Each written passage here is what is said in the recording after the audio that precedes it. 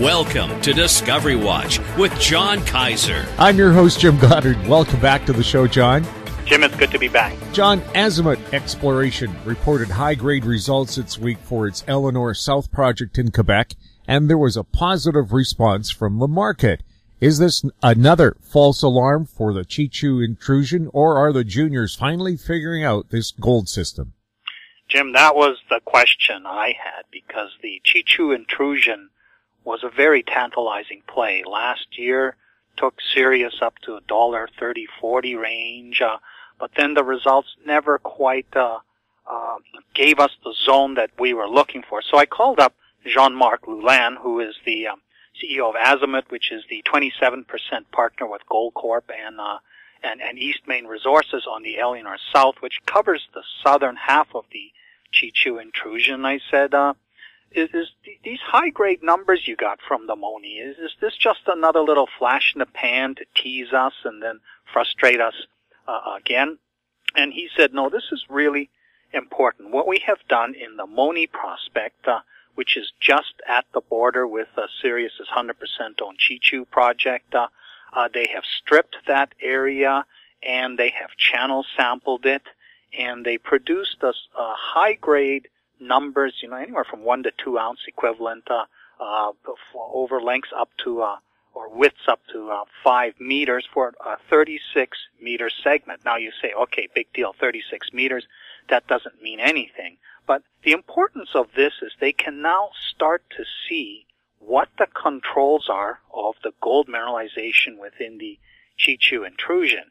And I said, well, how do we know this isn't going to be something like East Main's Eau Claire quartz tourmaline vein deposit, where we've got a couple million ounces. It's high grade, but they still haven't done an economic study. They've spent over $40 million on it, and he pointed out that is a system where the vein system has intruded country rock and emplaced itself in whatever cracks there are.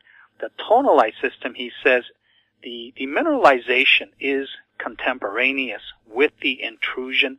It came in, it itself became the locus for hydrothermal flows. It is multi-pulse. The whole thing is juicy with gold all over, and if you were to mine the whole thing, you could probably have a bulk tonnage deposit, provided gold's at $2,000 or higher. But the trick is to find higher grade lenses, zones within this system that you can chase selectively within this. And he suggests that what they have done here with the Monie prospect is start to understand how does the high grade within the Chichu intrusion work. Now, last year they drilled a hole, a couple holes near it, underneath it, and they got back disappointing results. And he says, well, we didn't quite understand it, and we will be going back in there in January to drill this. Now, they did drill about 18 holes this summer.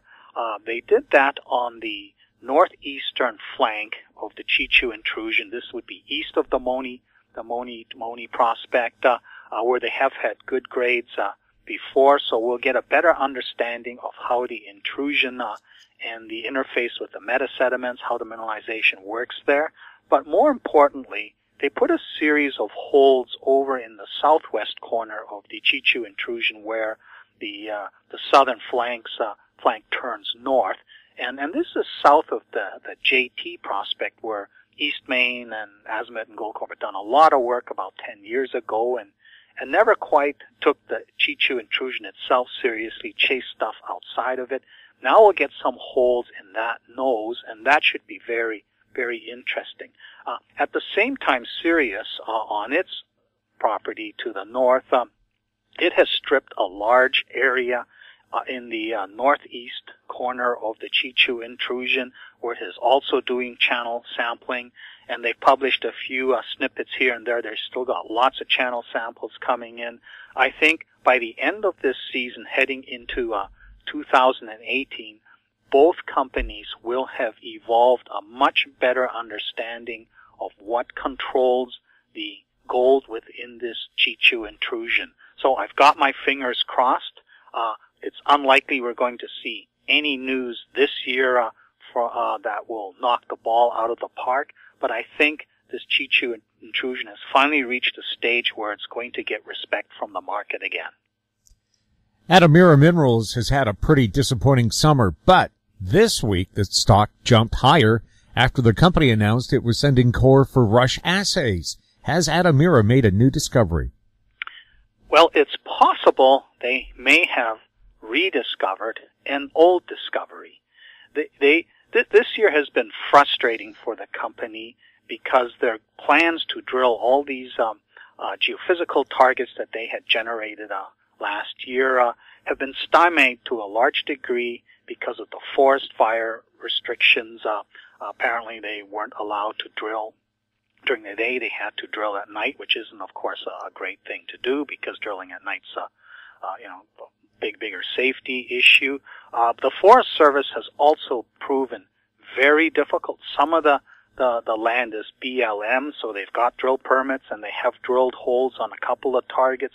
One of the disappointments so far is that the Big Banana, which was always treated as a long shot, so far has only yielded evidence of sulfides and graphite, and those aren't worth anything at all. But in the Oversight property, which surrounds the old Overlook mine that Echo Bay operated, they got one half-decent intersection earlier this year, but not a lot more. They've got targets in this area. One conductor, they think they're almost ready, on the verge of getting the drill permit from the Forest Service. But this hole that they were able to drill, that they rush assayed, it was in an area that was on the edge of the mine workings, and there was stories that Echo Bay, for whatever reason, left a couple 100,000 ounces unmined within the old Overlook system, and it wasn't really clear where that was. It was assumed to be within the Overlook property. Kinross gave the Adamira the map of all the old workings and so on, so that they didn't accidentally drill into the old workings and cause problems. And so the interesting thing that happened is when they set up this rig on the edge of the property in an area where there weren't supposed to be any workings, the drill went through a cavity, which they have in their news release suggested is an old working where the ore has been mined out before. So there's some suggestion that maybe what they have is one of those karsted openings in this limestone setting where you get the water and it rots out and creates these caves. And of course, this is a carbonate replacement style of system where they're looking for gold and possibly copper values in the mineralization in the interface there with the carbonates. But they managed to push the drill through the cavity and keep going, and that's where they've intersected a new sulfide body. And so possibly this might be the missing ounces that were left behind. Possibly it is something new. They did not give us lengths of how much core they pulled from it, but they put out the news release that they have rushed it for assay. And why would they rush it? You can't see the gold in it. Well, they do have an XRF unit, and presumably they may have run that along the core, and while XRF unit never takes gold, they may have picked up pathfinders in the sulfides that make this more interesting than what they had at the Big Banana. And of course, we are dealing with, where do you find more gold? Well, you find it near an old gold mine. So we're not sure if this is a new discovery. It might be an extension of an old discovery. It's important to Adamira because even if there's only several 100,000 ounces here, the old Kettle River mill that Kinross owns is now shut down. It's only 5 kilometers down the road. And even if they come up with a couple 100,000 ounces, it would be fairly easy to develop this from the old Overlook footprint. So Kinross at this point must be looking pretty closely to see what on earth they have come up with. We'll have more with John Kaiser right after the break. Glance Technologies owns and operates Glance Pay, a disruptive mobile payment technology now live in 16 cities in Canada and about to launch in the U.S. With revenues up 664% in the last quarter, Glance Technologies has the potential to be a worldwide leader in an industry projected to grow to $1.3 trillion in 3 years. Glance Technologies stock symbols are GLNFF in the U.S. and GET in Canada. Find out more at glancepay.com.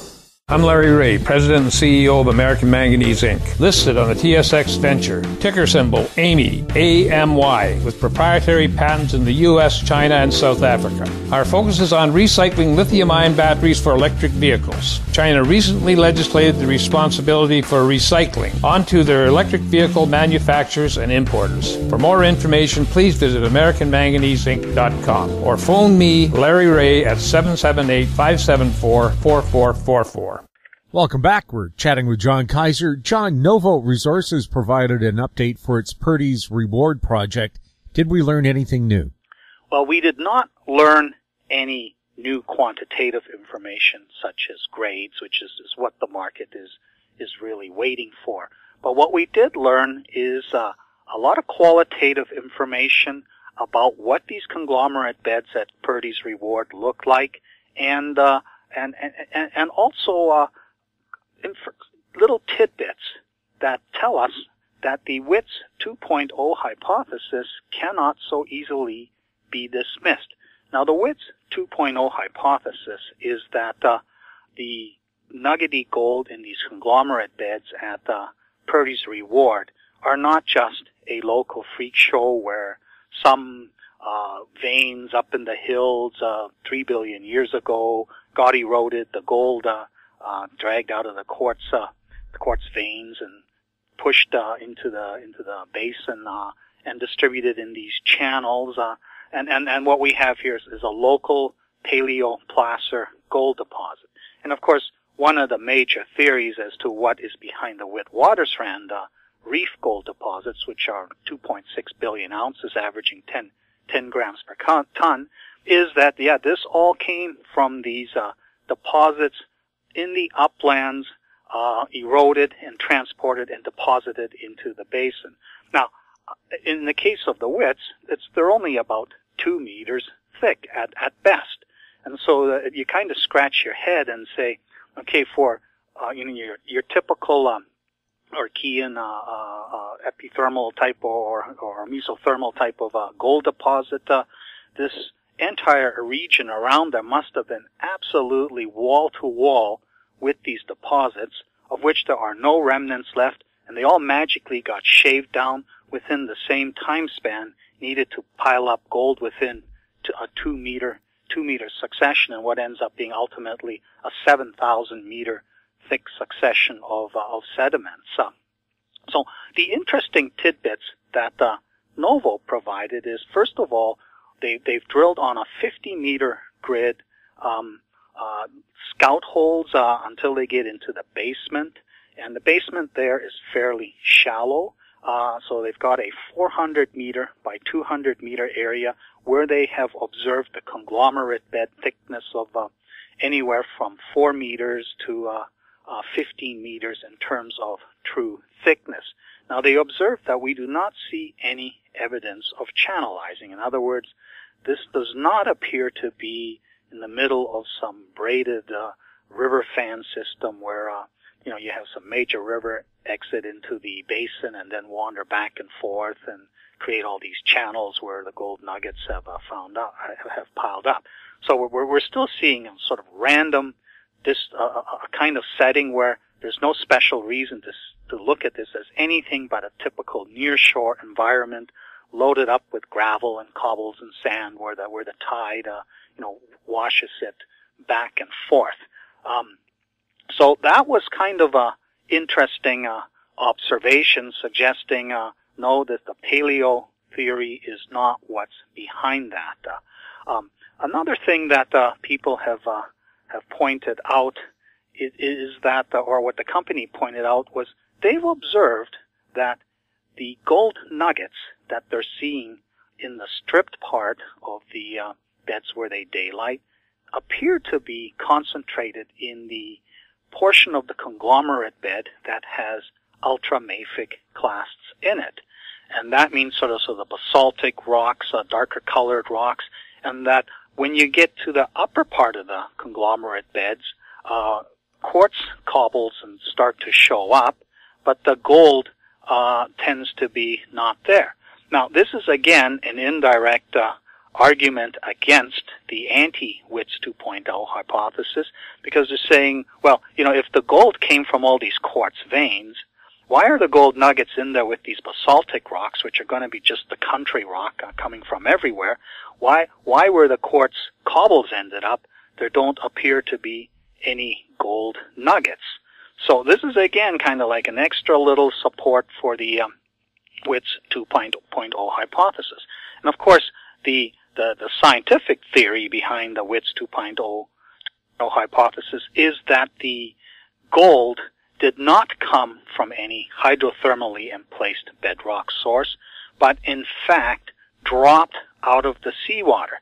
Now, this past week, the Northern Miner published a 45-minute podcast, an interview with Hartwig Frimmel, who is an expert in Witwatersrand theory, and he gives this very interesting overview about how the Witwatersrand Reef was formed. Now, in there, he makes a point about 2.9 billion years being the key time when massive gold got precipitated into the water. And he is in the camp that the gold went into solution from all over the place, not from any. It's not physically transported existing physical gold. It was gold that was in the rocks in general, and that the highly acidic rain of the time period dissolved a lot more gold. He suggested that the solubility of gold was 4 orders of magnitude, which means like 10,000 times more gold than there is in seawater these days. And of course, that was possible because there was no oxygen in the system. And it's interesting. There's been a sort of debate between Quinton Hennig and Hartwig Frimmel about where exactly did the gold scavenge from that then got dropped out in these shallows of the sea, where these microbial mats are sitting there creating oxygen through photosynthesis, starting right around that sort of 2.9 billion year period. And Frimmel is of the view that it comes from the uplands, rain washing over the rocks and carrying it into the ocean, whereas Quinton's of the view, and it's interesting, they have both authored a paper together on this, but they are now diverging in where the gold comes from. Quinton's of the view that the gold actually comes from the seawater, and the seawater, which has a lot of hydrogen sulfide in it, is stripping it from the ocean floor, where we've got plate tectonics underway. We've got a lot of material being churned into the water. We've got volcanic activity everywhere, putting a lot of hydrogen sulfide into the atmosphere. So creating these conditions for the entire sea to have 1,000 to 10,000 times more gold dissolved in it than we have today.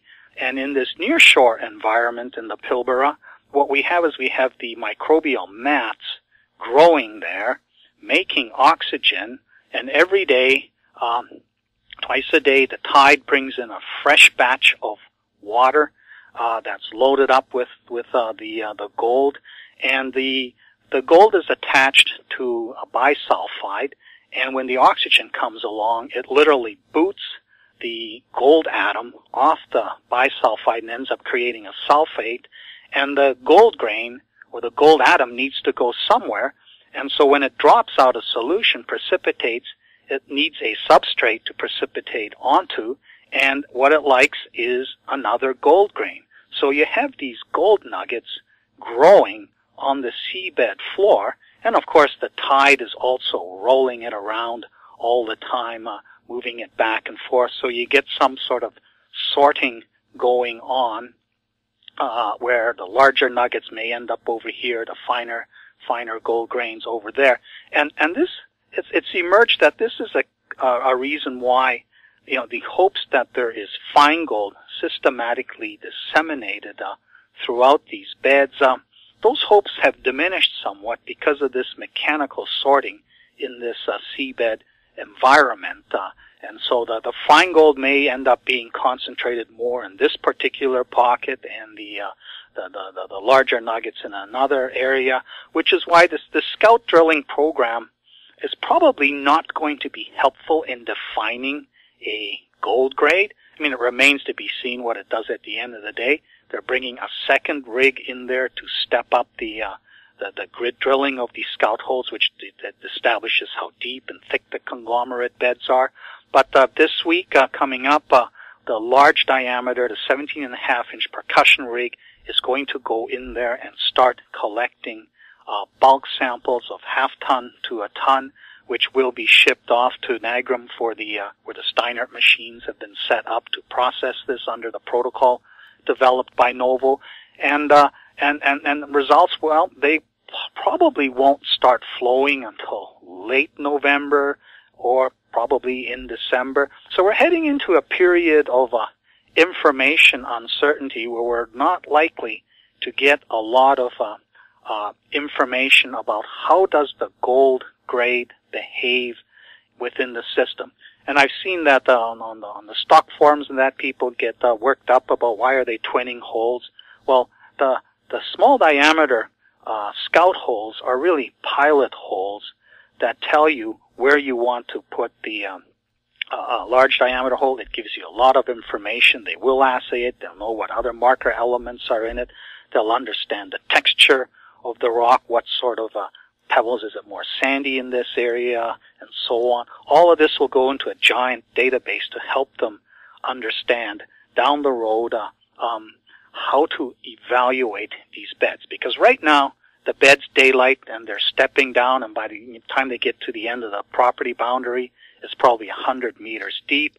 But the WITS 2.0 hypothesis says these beds are going to exist laterally hundreds of kilometers and perhaps even downslope 100 kilometers. And if there was this precipitation process going on and these microbial mats were extensive everywhere, creating oxygen locally. I mean, there wasn't much oxygen in the air, but locally it was being created.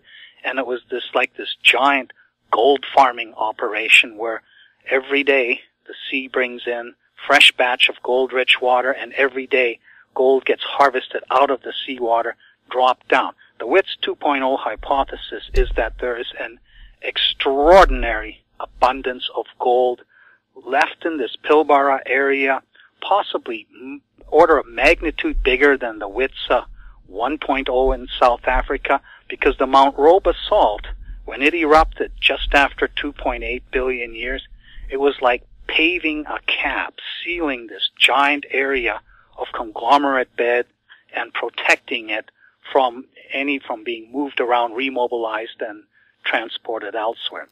So the news release kind of got the WITS 2.0 people pumped up, but it didn't give us any concrete information about what the gold grade is going to average within these beds. We'll have more with John Kaiser right after this. Arctic Star Exploration, operated by a team of proven mine finders, is focused on diamonds in Finland and the Northwest Territories of Canada. A work program is planned for our Finland property that contains diamond-bearing kimberlite. Arctic Star trades on the TSX Venture Exchange, symbol ADD, and the Frankfurt Exchange, symbol 82A1. Please visit our website at arcticstar.ca or call us at 604-689-1799. I'm Brian Fowler, president of Blind Creek Resources Limited, listed on the TSX Venture Exchange, ticker symbol BCK. Blind Creek is focused in the Yukon, Northwest Territories, and British Columbia. The company's key property is the Blend Project, one of the largest undeveloped lead-zinc-silver deposits in Western Canada, plus plans to advance the recently acquired, fully permitted historic engineered gold mine in the Atlan District of Northwestern BC. Check us out at blindcreekresources.com. Welcome back. John, if the Pilbara WITS 2.0 hypothesis is confirmed, which junior other than Novo stands to benefit the most, at least in the short term? Now, this is an important question because right now I think Novo Resources is probably range-bound between $5 and $10 per share until we start getting all these assays telling us what the grades are going to be. And that means at $5 to $10 with 200 million shares fully diluted, for their 100% ground, they're carrying a valuation of $1 to $2 billion. But if it's all about just Purdy's reward, that this is like a local freak show where there's maybe, you know, quite a few ounces in this particular property, but not much anywhere else, then that's an implied $2 to $4 billion. So if it's just demonstrated that there's a lot of, several, multi-million ounce deposit there, and on Purdy's reward, but not anywhere else, then there's like really no upside for Novo. Now the market's pricing it like this because it does believe that whatever you end up establishing at Purdy's reward, it's going to exist all over this place in that general area, which is why people are, not implausibly dreaming of something like a $50 to $100 stock price for Novo eventually if the WITS 2.0 hypothesis gets confirmed. But for that to become possible, they need to demonstrate on the Purdy's reward ground that there is something substantial there, that these beds, which they're starting to show are laterally extensive, have an average grade of 5 grams per ton or better. Now we've seen 2 to 3 grams per ton in the Beatons Creek area, and that doesn't quite do it. You probably need a better gold price for that to be interesting. But if you're talking 5 to 10 grams per ton, then it starts being extraordinary. So the partner, the 50% partner, is an Australian-listed company called Artemis Resources Limited, and it also trades on the OTC, the NASDAQ OTC market with the symbol ARTTF. This week, I, for the first time ever, made a formal recommendation of an ASX-listed company, Artemis. It has about 550 million shares fully diluted, so its 50% share is being priced at $300 million right now by the market, which is also pretty rich, given that we have just one pinpoint of empirical data, which is that original 2 by 2 meter pit, where a 542 kilo sample averaged just over 2 ounces per ton.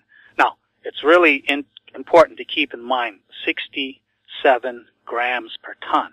So they had an awful lot of nuggets in that particular pit. And what we're hoping to see soon is that each one of those large diameter holes becomes an equivalent of a whole series of pits, because they'll have like maybe a 1 meter sample, 2 meter sample, 500 kilos to 1,000 kilos. And if we start seeing grades of 30 grams to 60 grams in each one of those, well, then I'm going to be criticized for being way too conservative in my assessment of this project.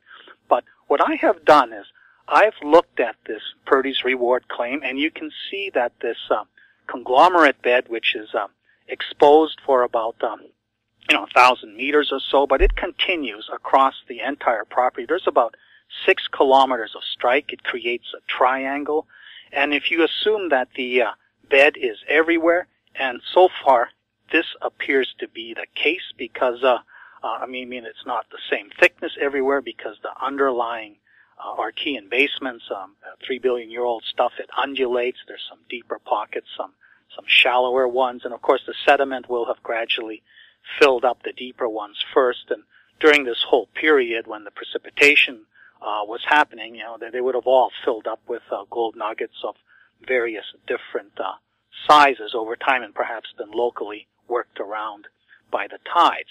Now, I've calculated that that triangle would have about 80 million, about 21 million tons for each meter of thickness. And so they're saying that 4 meters of the thickness, 4 to 15 meters, and say half of it is these mafic class where the gold seems to be concentrated. So I've said, okay, if it's going to average 4 meters thickness, we have possibly like an 80 million ton resource in this area. And if the grade comes in at the WITS average of about 10 grams per ton, we're talking about 23 million ounces at a $400, $500 rock value, very mineable underground. Part of it could be strip mined and processed like an open pit before they go and get deeper. And I did a sort of a simplified life of mine scenario of 10,000 tons per day, operating an underground mine for 22 years. And if you use the current gold price of just under $1,300, you get an NPV, after-tax NPV, of a staggering $4 billion just for that particular segment. Now, since we're still at the discovery delineation stage, that's not what the stock is worth. The stock is worth about, maybe $150 million is what you would call fair value given the amount of information we have. But if the two companies plod through all these stages and deliver a scenario like that, you would see a $4 billion value assigned just to that triangle. So, one of the problems that Novo has is it's awaiting approval for all these 100% license applications. These claims that that Artemis brought to the table, these are older claims, legacy claims, and they weren't, of course, staked for, conglomerate gold. This is, been figured out only in the past, 8 months or so. It was, but they have all the heritage clearances. It's easy to get permits. They can do the work. So the joint venture between Novo and Artemis is going to be focused on Purdy's Reward and possibly some of the other claims that they have a JV on, which are also ready to do work. But if we end up delivering this scenario for this triangle, in my view, Artemis will end up being $1 per share, and really Novo shouldn't budge at all. However, between now and the end of the year when we start getting these results, if we do deliver something like along these lines of 10 grams per ton, or heaven forbid, even higher, Artemis is the stock that will react quickest in the market. But of course, when that happens, people will start to say, well, how many such triangles are there? And how about, let's call them rectangles in this entire area? Well, there's like room for 300 more such rectangles that Novo will end up controlling. So the big question is the WITS 2.0 hypothesis correct? If it is, and this type of gold mineralization in these conglomerate beds in the form of this nuggets, if this is laterally extensive, we truly have the biggest gold discovery ever, one that will eclipse the South African Witwatersrand Reef, and Artemis Resources is the junior we need to watch because they are partners with Novo on key ground, and plus they have their own 100% owned Mount Oscar Wits ground, where they have some sort of conglomerate bed in the rocks that doesn't seem to be quite the right thing, but they also have on part of the property Mount Roe basalt, and wherever you have Mount Roe basalt, you potentially have a protective cap on these conglomerate beds, which were there on a region-wide basis, not in a local river-driven basis. So Artemis Resources is the next best bet to Novo in my view. John, thanks a lot for the update. You're welcome, Jim. We've been speaking with John Kaiser, his website, kaiserresearch.com. I'm Jim Goddard. Comments made on Discovery Watch are an expression of opinion only and should not be construed in any manner whatsoever as recommendations to buy or sell any financial instrument at any time. Archived online at howstreet.com. Discovery Watch is a production of How Street Media Incorporated.